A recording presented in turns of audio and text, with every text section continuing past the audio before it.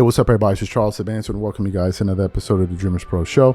We cover everything from sports, hot topics, classic debates, entertainment, and we give you guys a fresh perspective on things and how we see them. And today we got a pretty serious one for you guys. Before we get into it, please make sure you like the video and subscribe to the channel. So I can already see people scolding us in the comment section for even producing the show. Oh man, why are you even talking about it? Blah, blah, blah, blah, blah, blah, blah, blah, blah. Kind of similar to what Dan Lebron went through on his own show, where the guy, just went off on him for even saying, hey, is it okay if we ask if this is normal or not? How dare you say something like that? Don't you know when someone like you with your level of credibility says something like that, you put it into the universe, and then all of a sudden people start questioning and they say, well, Dan Lebron said that, and therefore there must be some truth to it. He's like, yeah, I get that, but that still doesn't detract from the point that I'm trying to make. Does anybody not going to ask if this is normal? It turned into that big thing. So I can see people already bringing that up here. Look, I was just kind of combing through the internet. I was actually on my phone.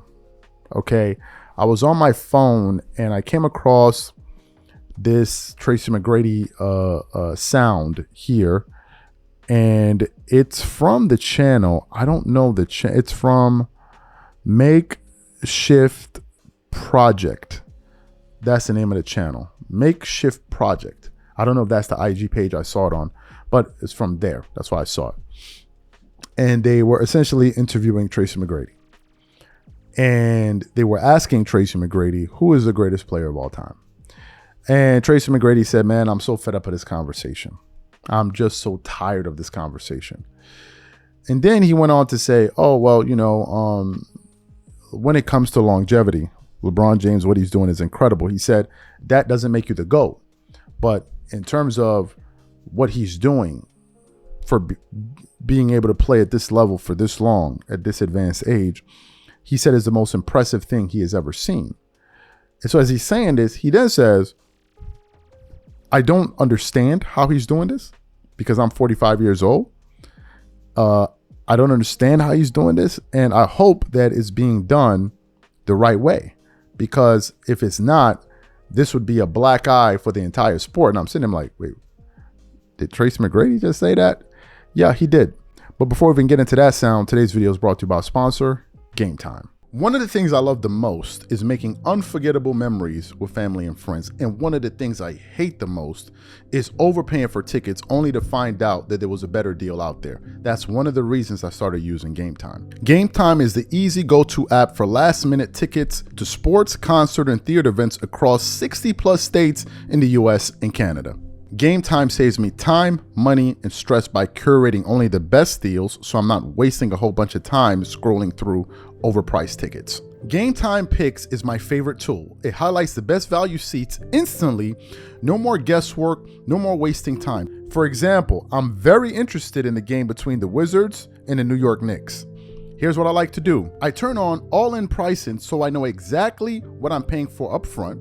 I check Game Time Picks to find out the most valuable deals. And finally, I pick the ticket I want. I choose between the cheapest deal, the great deal, or the amazing deal. Once you select the ticket you want, you can use their panoramic seat view to ensure you know exactly what you're getting before you buy. So take the guesswork out of buying tickets with Game Time. Download the app, create an account, and use code CLNS for $20 off your first purchase. Again, create an account and use redeem code CLNS for $20 off. And remember, whenever you support this sponsor, you're supporting this channel. Thank you. So what I want to do is I want to play this audio from Tracy McGrady. I don't think it's up to even a minute long. I didn't time it, but we want to play it for you guys. I'm going to come back and react to it. Take a listen to what Tracy had to say here. Tracy McGrady, who is the greatest basketball player of all time? LeBron James or Michael Jordan? I'm tired of this question, man. I hope we just dead this question, because what I'm witnessing now, and by any means, this doesn't make him the greatest player to me. But however, what I am witnessing, what my own eyes is watching a 40-year-old man do on the basketball court is the greatest thing I ever seen in sports. Yeah. It is the greatest thing my eyes have seen in sports, for a 40-year-old guy to do what he's doing at that level and to do that consistently consistently every single night. It seems like he can play till he's 45 if we want to, 48 if we I don't know how he's doing it. I hope it's the right way, because that'll be devastating to our sport in this league, but I don't care about who's the greatest no more. I really don't. MJ had a phenomenal career. LeBron has had a phenomenal career. All those guys had freaking phenomenal careers. Like, they can be in a room having a discussion with one another and talking trash. The other doesn't matter. Like, they all in the same room. So you heard what Tracy McGrady had to say. What are my thoughts on this? Look, I think that a lot of current, but especially former NBA players that are older than LeBron. You see, I think a lot of older players, right? Because I don't think a young guy can really understand what it feels like to be 40 or 38.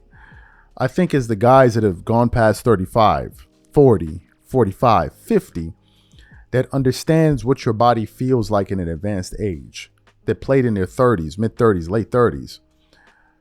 I think it's those guys that understand at a higher level, like, wait a minute, how is this guy doing this, right? Because most players, what you see naturally is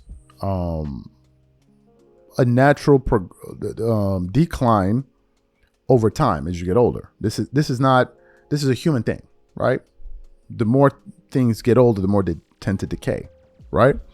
So given the fact that these guys have played at an elite level, a lot of these guys were elite athletes, like the Vince Carters, the Kobes, the Jordans, all of them, the Tracy McGradys.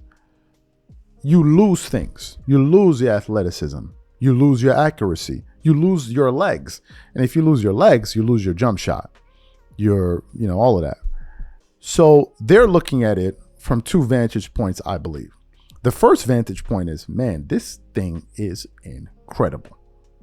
Because when I was that age, there was just no way I had that in my body.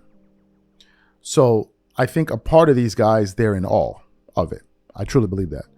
I think another part of those guys is saying, but how is this possible? And I think the reason they're asking that question is based off of possibly them being in that same position where LeBron is at an advanced age and probably having access to all the best medical advice, all of the best nutrition, and them saying to themselves, well, I tried every single thing and it didn't work for me. You got to think about a guy like MJ. MJ is probably top 3 athlete to ever play basketball. Insane athleticism. But even over time, if you look at MJ in his Wizard years, you could see a decline in athleticism. And it's important to say there has been a decline in LeBron's athleticism. There is. If you go look at LeBron in Miami or Cleveland, it's two totally different. I mean, you can't even compare the two. That guy used to fly across the screen. Like, now he doesn't do that. But nevertheless, he still is athletic. But the decline hasn't been as much. And I think that's what's kind of causing them to raise some eyebrows. Now, Tracy McGrady did mention something else, that it would be a black eye. I think it would be black eye when it would be 2 black eyes, right? And I don't think, to be honest with you, I don't think any of the people out there that feel like something is going to come from this story, I don't think nothing is going to come from it. There's not going to be anything that's going to be revealed, or no, I doubt it. I doubt it. Not at this level. Okay, not at this level. It's just not going to happen. It's just not going to happen. It's just too. The effect would be too detrimental. So it's not going to happen. Now, I have never produced a show where I said, oh, I think LeBron is. I've never said that. I've reacted to certain people like Shale Sonnen and things like Kevin Garnett with the Balco comments. And I've responded to things that people have said, but I never said that LeBron is doing X, Y, and Z. I don't know. Right? And I'm never going to say he is, because I don't have any evidence of it. As a matter of fact, I try my best to stay away from it. Now, if somebody says something that has some level of credibility, like a Kevin Garnett, then of course I'm going to talk about it.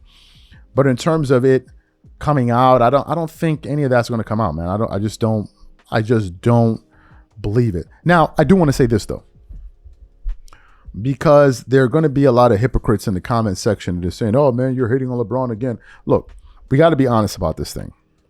Okay. when these Balco comments came out, Gilbert Arenas did shows talking about he believed Michael Jordan was on something. That's why he went bald. Okay. There were people that were speculating for years if Michael Jordan had an involvement in the demise of his father. People did that. People did that.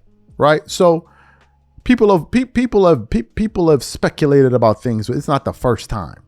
Right. It's not the first time. Now, I'm not on record saying LeBron because I don't know. I don't know. I don't know. Like, and even if he was, I don't even know what the hell it would be. I don't know it. But it still doesn't stop me from reacting to some of these comments. And I think that was the point that Dan Le Batard was making. They were just essentially saying, bro, shut up. Don't talk about it. And the more fervor you show in trying to get somebody to stop talking about something, the more it causes the person to perk their ears up and go, okay, well, wait a minute. Why are you so defensive about this? And then speculation begins to creep in. But these are just my thoughts. The question to the audience is simply this. What do you think about what Tracy McGrady had to say? Whatever you guys think, please leave your thoughts and comments in the comment section. Catch you guys on the next show. Peace.